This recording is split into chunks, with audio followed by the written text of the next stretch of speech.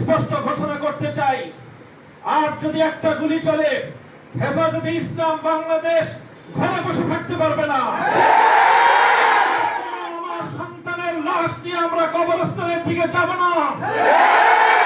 পরবর্তী সন্তানের লাশ কাঁধে আমির হেফাজত ইনশাআল্লাহ রাজপথে যখন নামবেন, টেকনাফ থেকে তেতুলিয়া পর্যন্ত পথ ভাঙ্গা সেই গণজোয়ার রুখে দেওয়ার সাধ্য কারো হবে না ইনশাআল্লাহ।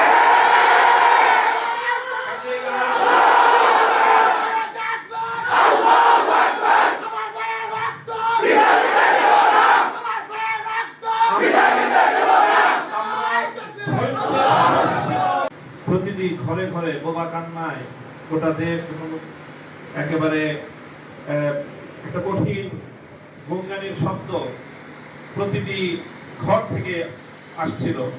সেই সময় যখন